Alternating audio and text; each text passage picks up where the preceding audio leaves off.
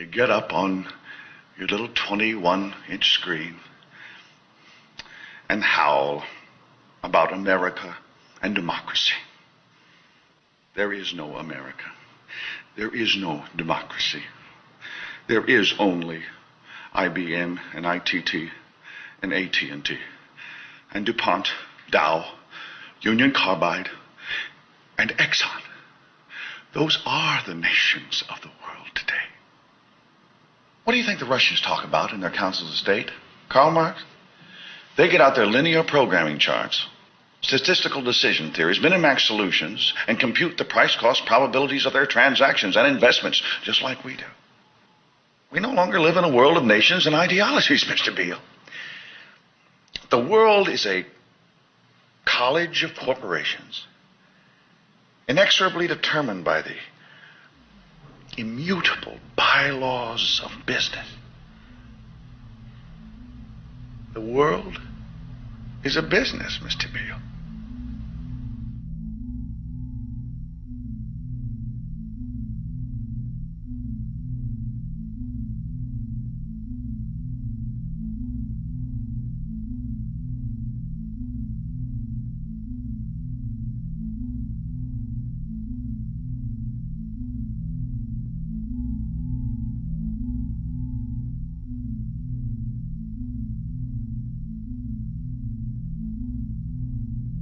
The world is being taken over by a handful of business powers who dominate the natural resources we need to live while controlling the money we need to obtain these resources. The end result will be world monopoly, based not on human life, but financial and corporate power. And as the inequality grows, naturally more and more people are becoming desperate. So the establishment was forced to come up with a new way to deal with anyone who challenges the system. So they gave birth to the terrorist. The term terrorist is an empty distinction, designed for any person or group who chooses to challenge the establishment. This isn't to be confused with the fictional Al-Qaeda, which was actually the name of a computer database for the US-supported Mujahideen in the 1980s.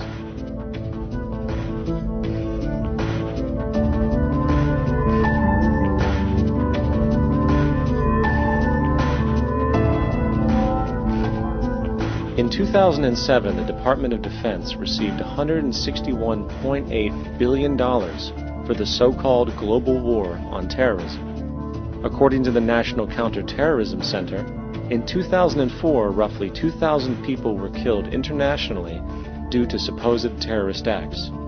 Of that number, 70 were American.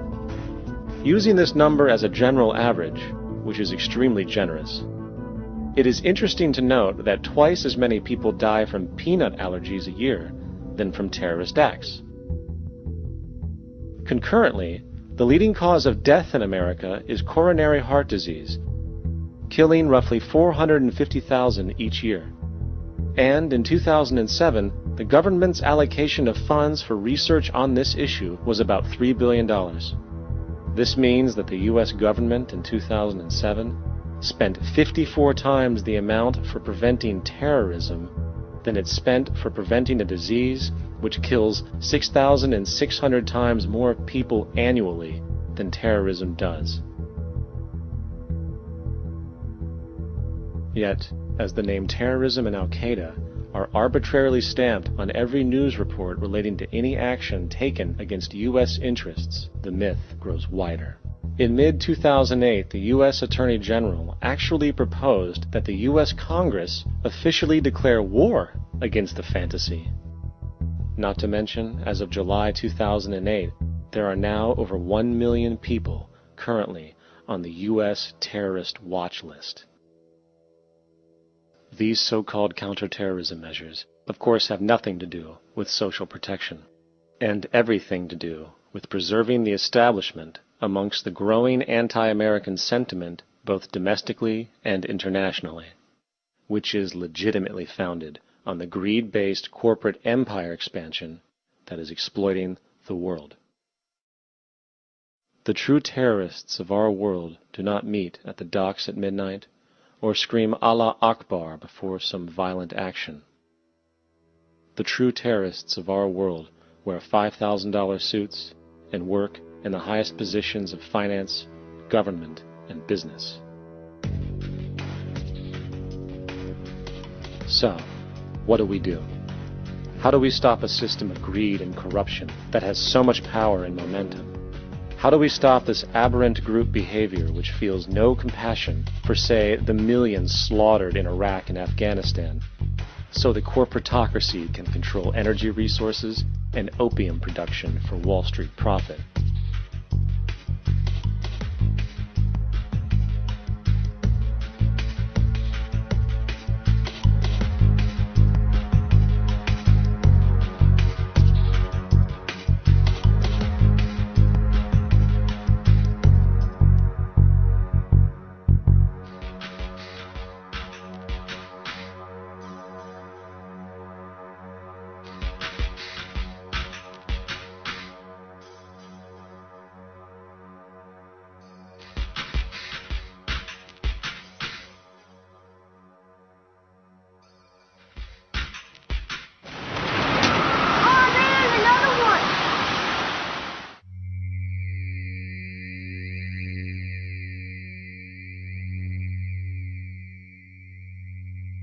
How do we stop a system of greed and corruption that condemns poor populations to sweatshop slavery for the benefit of Madison Avenue? Or that engineers false flag terror attacks for the sake of manipulation? Or that generates built-in modes of social operation which are inherently exploitative?